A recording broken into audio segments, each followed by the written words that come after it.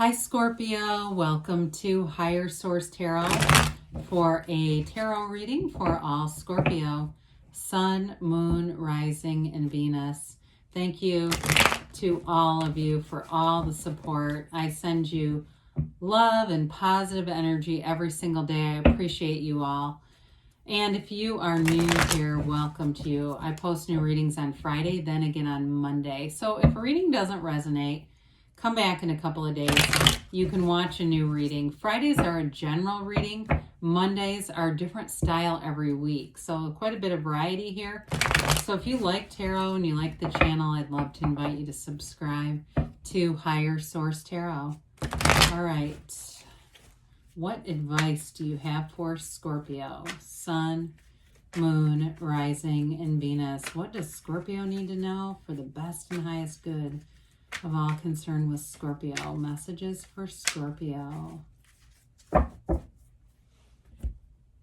right, so we'll start here with the tarot and then we'll have the angel answers. You've got the Devil, the Three of Wands, the Hierophant. Oh God, I love it when those two come out together. The Nine of Pentacles, the Death card. You've got the Eight of Cups, the Queen of Wands, and the Star. Well, I'll tell you why I love it when these two come out, because they both hold up their hand, right? So the Hierophant is a card of deep spirituality, morals, it's high integrity, and the Devil's all about limitations. The Hierophant holds up his hand and says, be still and know.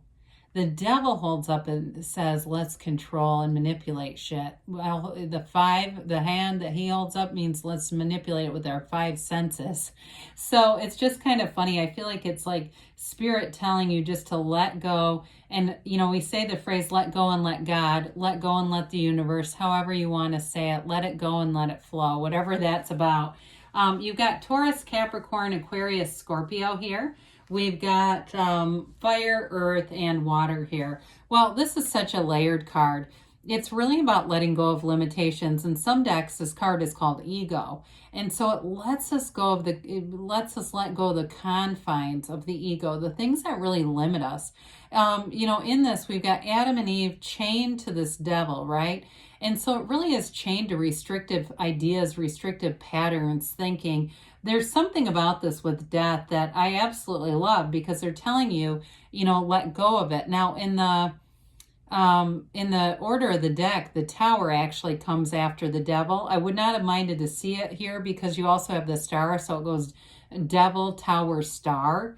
You know, there's a real storyline there. But I feel like we have enough here with the Death card. We'll use that in place of the Tower to tell you there's going to be a big awakening from this. The darkness in the card represents the shadow aspects of ourselves. We want to understand those shadow aspects. We don't want to run like hell because that teaches us. And it's also, the shadow is the greatest guide into the light. And so if you understand your own patterns, and I hear somebody here has a real pattern, and they realize it, whoever you are, of making others responsible for your happiness. Somebody's breaking free of that.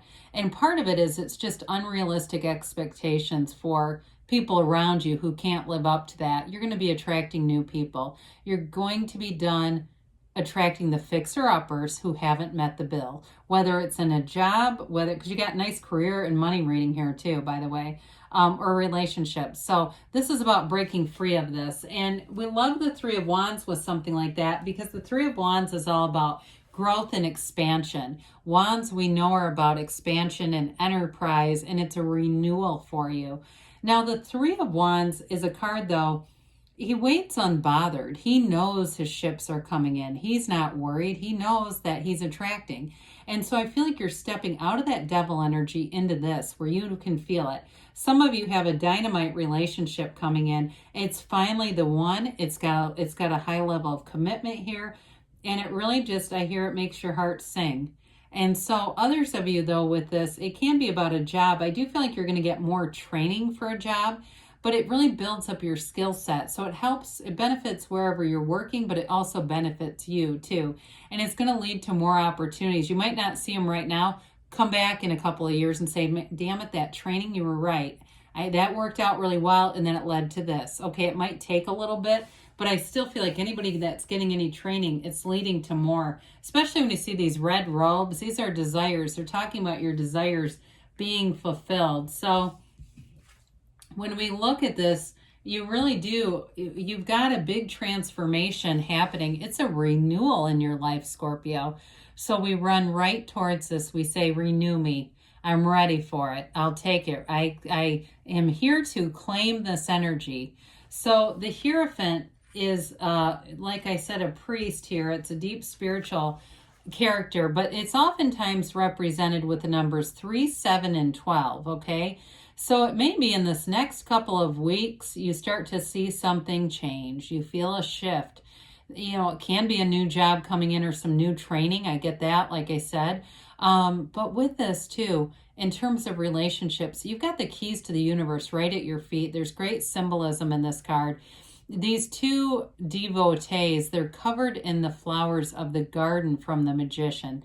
They're manifestations, but they also wear these yokes of union. This is a card of unity. So in terms of a commitment, it is a deep commitment. I feel like it applies both to relationship and job. First, as a relationship, it really is truly a life partner. It's somebody who will have your back, and what you see is what you get. They are so integrous, but they've got a deep moral value system to them. And honestly, I even feel like they could be cash register honest, like the kind of person, if they got the wrong change and it was like a $10 difference or more, they would definitely give it back. They would just say, this is just, good karma or something. They would kind of shrug it off, but I do feel like they really are very honest. And in terms of a job, though, I feel like it's, the commitments are reciprocal. They offer you things. They don't expect more than they've asked for. There's not going to be any big surprises where it's all of a sudden you're working 60 hours a week for the original pay with no increase. I do feel like it's going to have good boundaries with it. So with this 9 of Pentacles, I feel like you are making gains in terms of money for sure. She's covered in these grape leaves, which signify prosperity and abundance. But she stands in this opulent garden because she lives in luxury. And so it's also a card, though, where you're surrounded by good people. And I feel like, too, in the energy that you're here, you won't mess around with people. If you're around, meet somebody and they just rub you the wrong way, you're not going to keep trying. And there's nothing wrong with that. They're not an energetic match. And we can brush up and bump up against people in a lower energy field, and we don't have to try to adapt to them, and that is okay. But with this too, your position. I mean, she's poised. I do feel like too, in terms of a job, it really does have to do with a nice amount of compensation, but also a level of respect and feeling good. And you may find that you put a little extra into getting ready for work. You want to look good when you're there. You want to feel good, present yourself in a way that there's just a little extra polish on this. And it definitely attracts people. I mean, she really is the kind of energy where you have people lining up. So with the Death card, you're leaving behind that devil. That's what it is. He steps over the wreckage of the past. But in the backdrop, you see that tiny little boat. In some ways, it reminds me of the 3 of Wands. But it's whenever you see boats in the tarot, that symbolizes that your ships are coming in. They're telling you, Scorpio, your time is now. Your own energy is here. You've got this white horse and also the flag with the white roses that represent honesty, purity, the truth. So your skeleton here is your higher self telling you to let go of that devil energy. Whatever old patterns and cycles you've learned from them. You learned what you needed to learn to ascend, and so you move on to the next level, to the next situation. That's self-development. And so with this, you've got a big change. It's like letting go of the old for something new. It's a new life coming in. You're coming into your own here. And so with the 8 of Cups right next to it, that's the hero's journey. You've got a dawn of a new day coming. You've got the moon in the background, but the moon always mirrors the sun. So you actually have the sun and the moon here. In this card, you have a sunrise too in the Death card, and there aren't very many suns. They're telling you that you're starting on a new energetic cycle.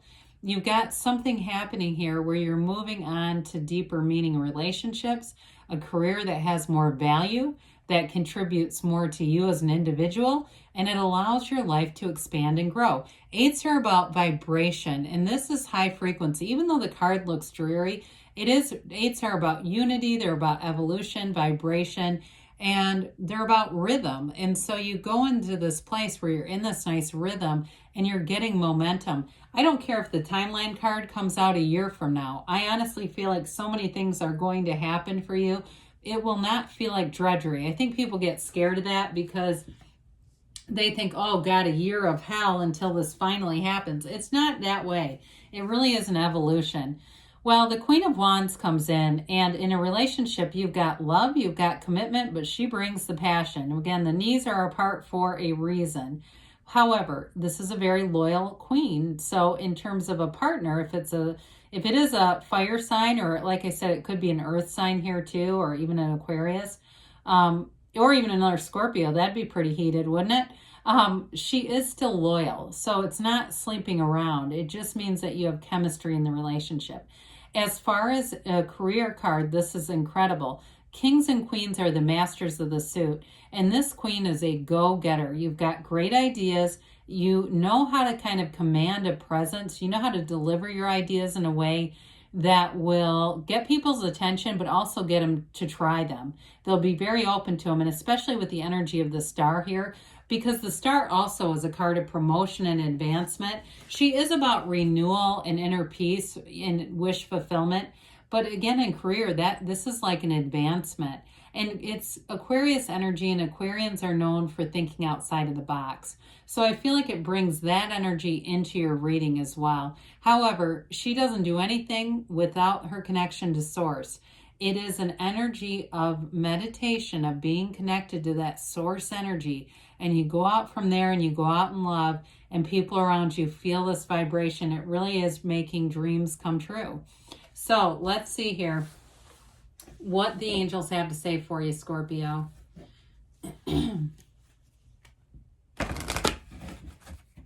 All right, what else does Scorpio need to know, please? Okay, messages for Scorpio.